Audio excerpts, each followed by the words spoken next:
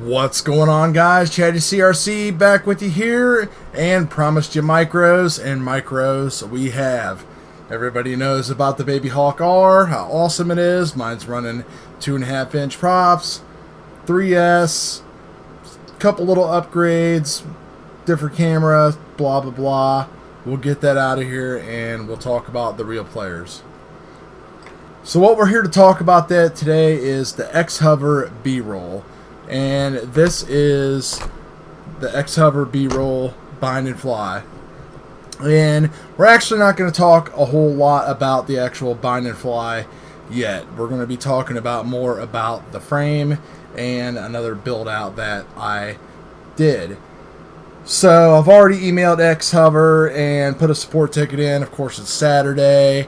Not putting them on blast or anything, but I'm pretty disappointed with some of the stuff that has went down with this and how some things came to me, and I'm just going to leave it at that right now, and we'll talk about the frame and the build, and I'll follow up with you more on that later.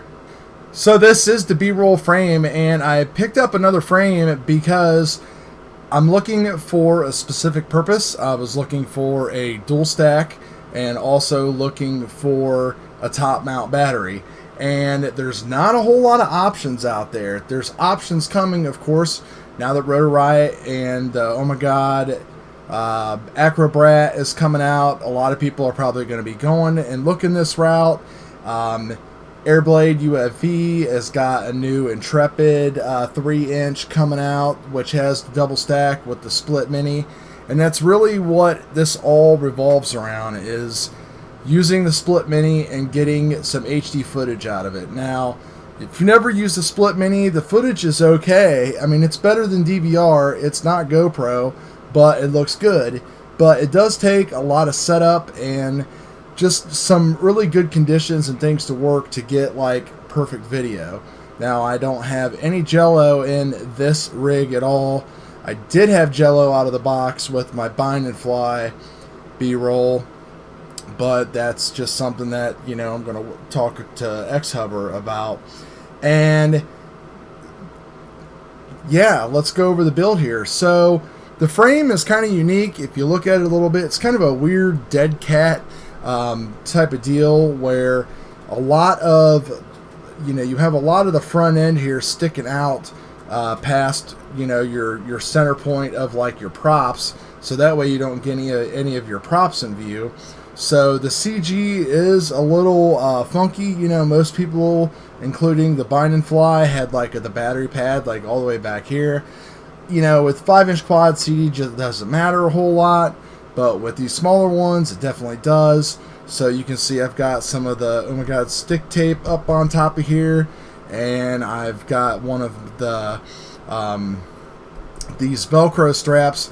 When it comes to micros, you know, this is the first micro that I've ever built, so there's definitely some extra things that you're going to need, like a M2 standoff kits, different Velcro straps, XT30 to XT60 adapters, all kinds of stuff. I've got links in the video description below to a lot of the products that I got off of Amazon to help make this happen. M2 hardware kits, you know, the little standoff kits like this, plus actual screws and all that kind of stuff. So we'll talk about the power system here. So this is running the HeliNation Talon and Speedix 25 amp 32-bit ESC combo that they have. If you buy each of them separately, it's a little bit more expensive. They sell a combo kit that actually saves you some money, and so I've got that in the stack right there, the two bottom layers. On top, I've decided to go with the HDLRC 20x20 VTX, which is actually the same VTX that comes on the bind and fly itself, and the VTX works great even with the dipole. I'm running like 100 milliwatts and the dipole's just blasting, and I'm flying all over the place and getting great video on my goggles using the LaForge. I mean, I'm sorry, the Furious, FPV module, and don't have any breakup at all, even at 100 milliwatts, which is crazy because, you know, using long range, I'm just used to blasting 500 or 800 or whatever. And then you can see the split mini there in the front, which I actually elevated up on some standoffs so that way I could get to the buttons and stuff easier. The bind and fly has it slammed, I can show you here, like all the way down on the bottom, so it's kind of hard to like touch your you know, click your buttons and go through your menus, which you don't have to do it very often, but if you need to, like, it's kind of a pain in the neck.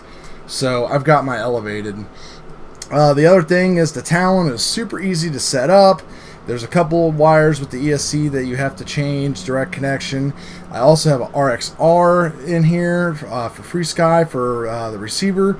And I'm running the Airblade UAV 1404 Superman motors, which are a 3450.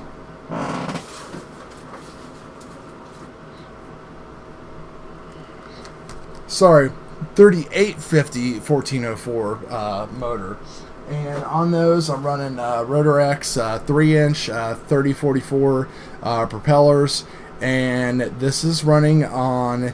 It's running its best on 4S 650 China Hobby line, and I'm not getting any jello at all. I've been working on the tune, and I pretty much started over from scratch. The bind and fly comes with like Betaflight 323, I think, flash to it. This one got all flashed with 3.4, and got everything set up. Got the Tramp protocol running for the video and everything like that, and yeah, so I've been working on tuning it. I've activated some of the Betaflight stuff to help with tuning. And the one thing about the Talon and these 20x20 stacks is that it doesn't come with a SD card slot or no built-in flash memory. So you're kind of up to like left guessing as far as filters go. So I just turned on all the basic notches and everything is flying pretty good. But getting back to the frame, I did increase the standoff height a little bit on this one, just to get a little bit more room in here to play around with. So, you know, these micro builds are really finicky and really tight, so you kind of got to like get creative, and it's not too bad. I think these are like 30 millimeter standoffs, so, you know, I mean, I guess in comparison, you know, it's the same width as a 1300 pulse battery.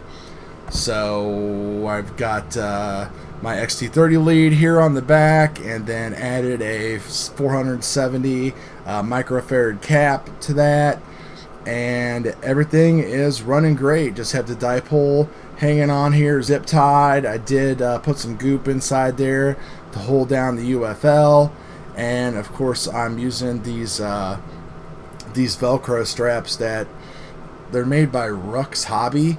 Someone turned me on to them a while ago, and they're on Amazon. Links in the bottom.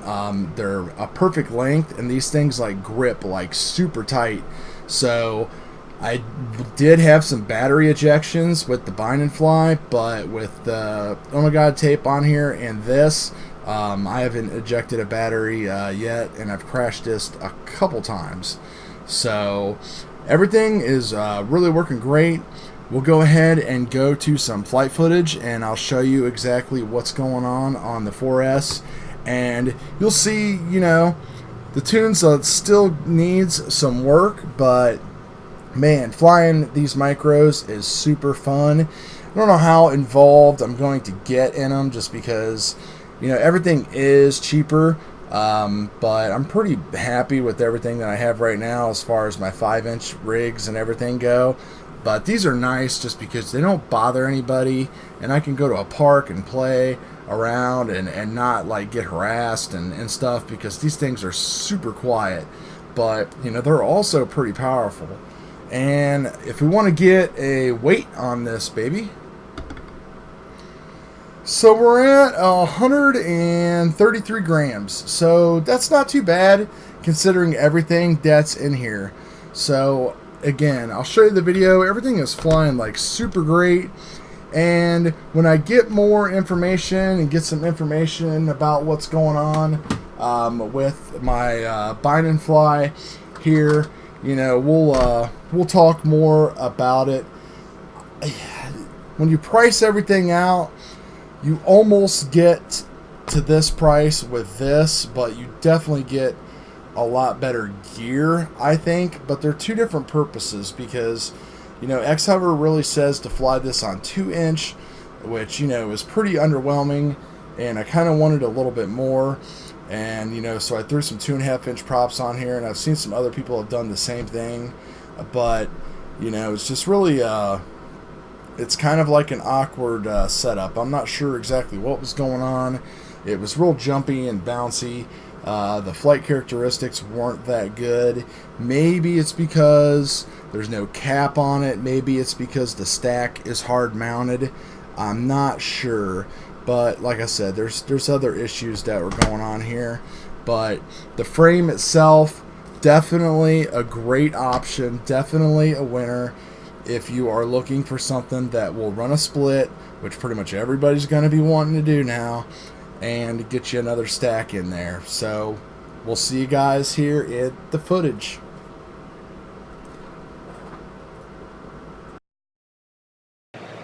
Okay, everybody, here we are. We are looking at an unedited view. This is right out of the RUNCAM Split Mini. So I do have the exposure level set to +1 or +0.1 or something like that, just because I notice the Split Mini doesn't handle light transitions very well. So if you leave the exposure a little elevated, it will not kind of do that as much. So it seems to work a lot better. And I'm kind of flying around like an idiot here at the beginning because I had like a bee swarming around me, and it was really annoying. So this is the best tune that I have so far. I can go over all that in another video once I get it a little bit more dialed in, but you can see there's like no jello. The video looks really good for what it is.